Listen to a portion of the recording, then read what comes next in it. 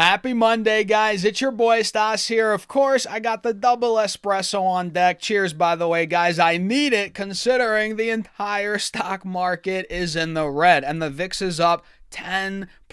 You heard that right. And Sofi's down over right around 2.25% in the red. As again, every index is down. A lot of stocks are down. So we have a lot to cover. We have a lot to break down on this video, from Sofi's charts, what I'm doing, where I see Sofi going, of course. We'll cover that. And we'll go over some other stocks, the indices, where my head's at right now. So guys, hit the like button. Make sure to subscribe. Join the Patreon for my portfolio updates. I post those week in, week out. I post them literally every Monday and Friday, and whenever I make trades in between. And there's a Discord, guys, all linked down below and pinned in the comments, or go to stassurfs.com/Patreon. And with that being said, cheers again. Take a sip of that coffee. You're going to need it for this video, guys. And let's dive into it. So before we get into Sofi, which is down 2.25% right now, let's take a look at the indices, which now, again, we are down across the board.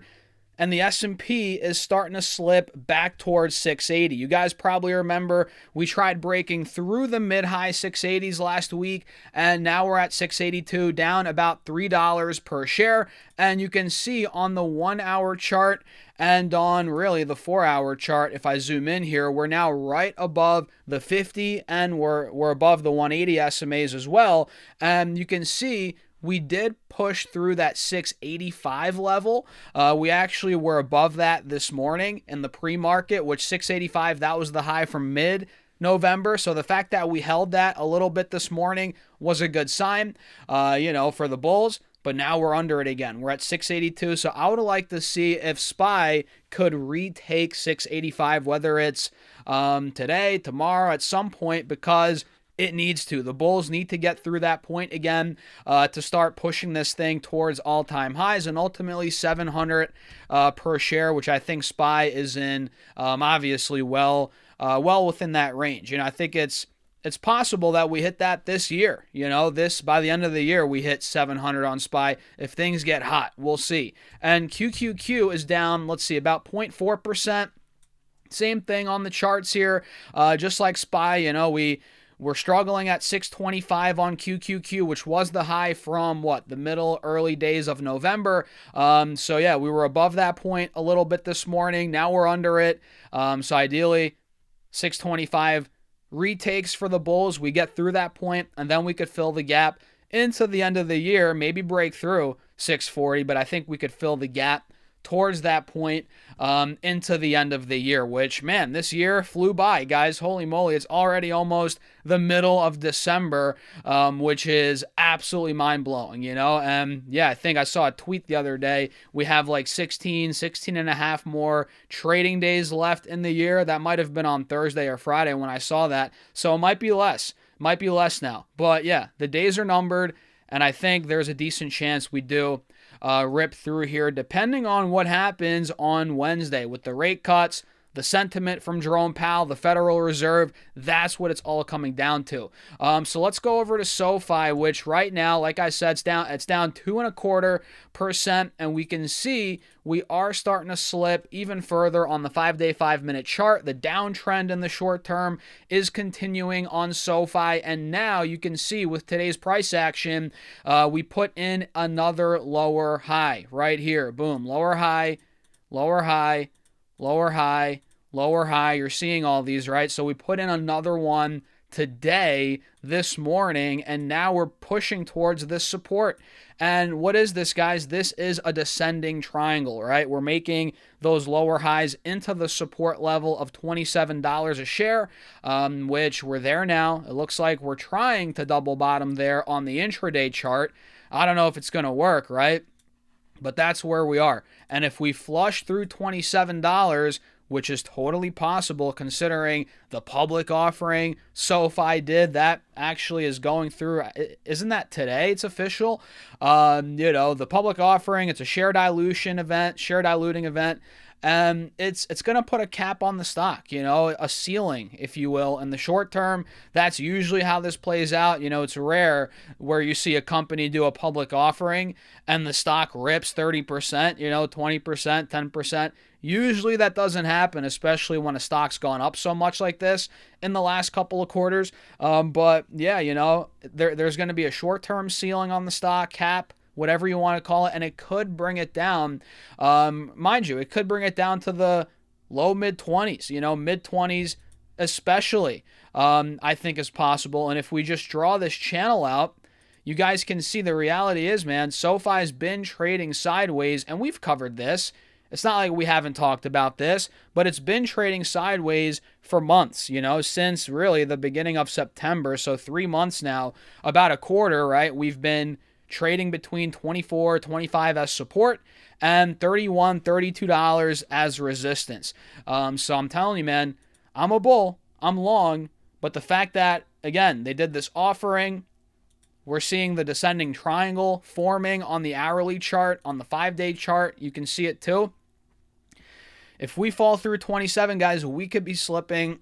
We could be slipping further in the short term. That's the reality. Now, long term, is this going to affect SoFi? Is SoFi cooked long term? Are they in trouble? No, I'm not. I'm not bearish now that they're doing a public offering, but I am well aware again of the short term effects on the stock that those offerings have. And the reality is, again, there's going to be a cap on the stock. We might come down to $24, $25. We might chill in the mid-20s for another month, couple weeks, who knows? And then ultimately, yeah, I think it's going to continue its push towards 30, above $30. That's still where SoFi is going, in my opinion. Don't get it twisted. But it's going to take some time, potentially. Who knows? It could happen next week. I don't know. But I think, from my experience with public offerings, it's going to take a little time. It's going to take a little time for it to play out. But yeah, I'm still long SoFi. Agree, disagree with the offering, it's still a good company. It's still a good company. And, they're executing. That's the key. They're completely executing right now. And, in due time, I think they'll be back over 30. But for now, we're at $27.10. My alert's at $27. Mark is at or below. If we fall through that point, guys, under $27, like I said, expect more downside in the short term, but not for long. So what do you think? Let me know your thoughts in the comments. It's not terrible, honestly, considering the performance of the stock market. We're down across the board. VIX is up 10%. SoFi is only down 2%. Not bad, but then again, it was down like 7% the day after we got the news. But not too bad, man. Still at $27. Really not bad at all. So keep your eyes on SoFi. Another thing worth mentioning, I just noticed it. I can't not mention it, but this is an inverse head and shoulders as well in the making. You can see it right here. We have the left shoulder, the head's right here, the right shoulder's right here, and the neckline's actually right at $27 a share. So yeah, that's an even bigger reason to watch 27. Not only would that be the descending triangle playing out if it falls through 27, but it would also be the inverse head and shoulders not playing out, which is even more bearish for the stock in the short term. But again, I'm not too worried long term. So that's a quick rundown on SoFi, guys. We got some more news today regarding Netflix, Paramount, Warner Brothers. As expected, guys, this deal is not just going to close and be done with the next week and, over with just like that. President Trump is saying that he's skeptical about the deal. He's saying he might intervene. Now we have another offer from, Paramount for $30 a share, which is the same offer that they just gave, I'm pretty sure, a week or two ago, so there's still a lot of back and forth. They have David Ellison on CNBC today, this morning. He was talking about it, how he's not done yet or not done pursuing the deal. In other words, kind of the gist of it. And Netflix is down 4% on the news. And I'm looking at it, I'm like, come on, Netflix. Come on. Come down a little bit more. Come down a little bit more. If this thing gets to 80, 85 a share, 90 a share even, I might start buying in. And honestly, it looks like it's getting closer and closer. It looks like that's more and more possible each day. But at this point, it's actually pretty oversold to the point where I'm like, does it even get to 90 here? Or do we get some news that rips it right back to over $100? Honestly, this could end up being a trading opportunity, in my opinion. If this deal somehow falls through, I think Netflix stock's going to snap right back. So it's approaching to a level now where it makes sense from two angles, this Netflix trade. The valuation's getting interesting. I think when it was trading at $100 a share, they were trading at 32 times forward earnings. So that might be in the high 20s now, or maybe right at 30. Who knows? So the valuation side of things, by no means is it a screaming deal, super attractive by any means, right?